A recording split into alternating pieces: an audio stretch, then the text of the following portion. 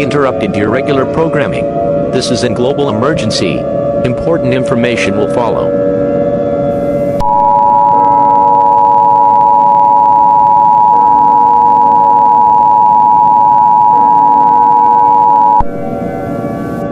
The following message is transmitted at the request of the United States government, the National Aeronautics and Space Administration, and the National Weather Service.